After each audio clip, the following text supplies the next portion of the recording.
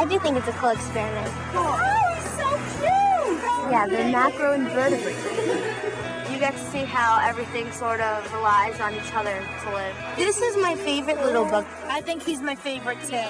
The Leaf Pack Network is a school program curriculum that shows students how to gauge the health of regional waterways by analyzing insect life in a local stream, sharing their results with each other, and comparing data to other nearby schools. Studies show that locally based and environment-oriented education provides greater opportunities for students to develop math, science, and analytical skills. They have a lot to feed on, and there's an abundance of good resources in the stream.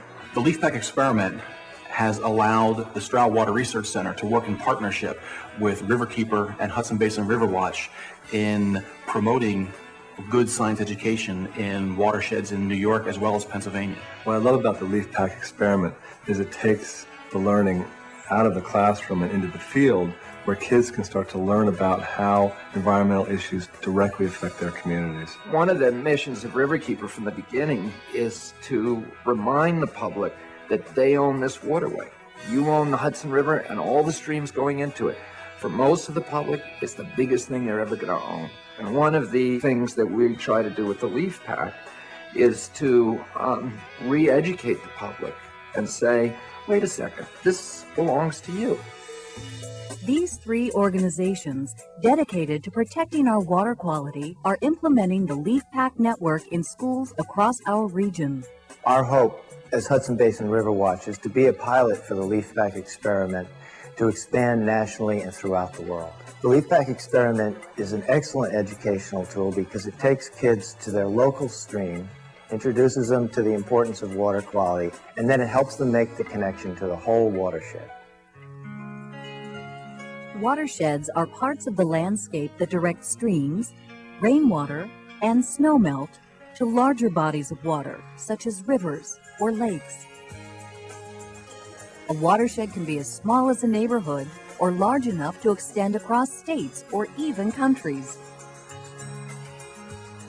Each autumn, leaves falling from trees make their way into streams and rivers. The nutrients in these leaf packs become food for many different organisms called macroinvertebrates. By carefully observing the numbers and types of macroinvertebrates eating away at the leaf packs, students can measure the health of a stream.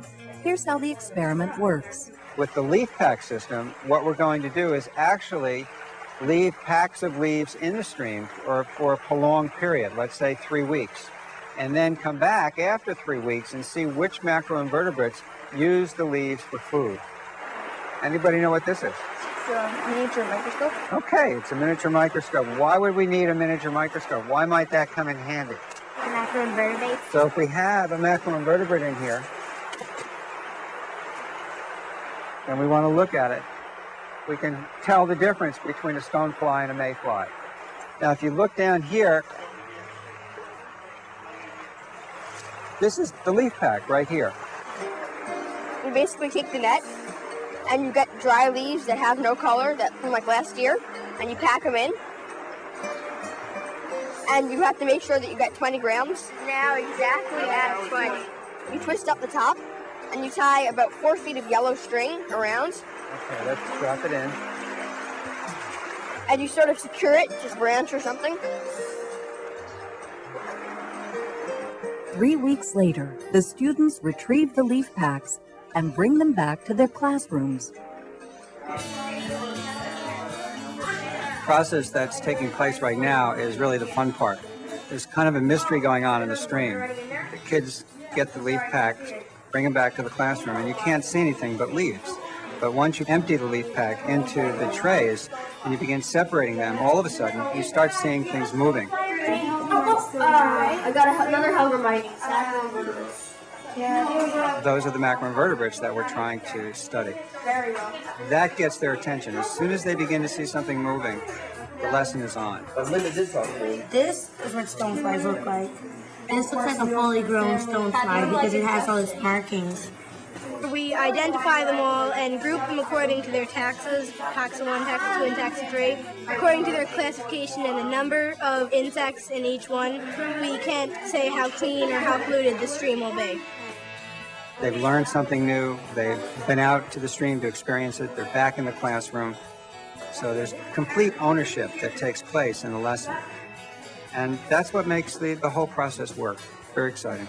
By going through the leaf pack experiment, those students are getting a better understanding of the biodiversity, the kinds of organisms that live there. Water quality testing doesn't even give you a good snapshot of the creek. But macroinvertebrate testing does, because the macroinvertebrates who live in the stream have experienced all the pollution that's come down the stream. And their populations, by looking at them closely, have that history written in them. What would you say was the quality of the water based on the macroinvertebrates that we found at the stream? I would say that the water is really clean up in that portion of the stream.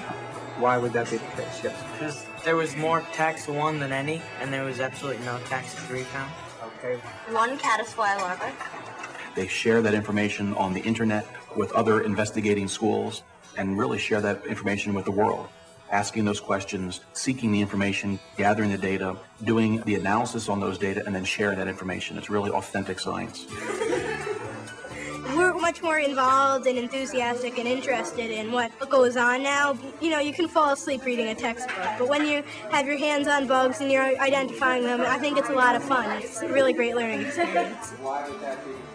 As these kids become adults and become decision makers in their community, the more that they know about the connection between local development practices, local land use practices, and the effect on water quality and the health of their streams, the more that they're likely to influence future land use practices. The leaf pack experiment is truly a multidisciplinary approach to education. It's a way of reaching out to kids. It ensures that we will protect the water quality for generations to come.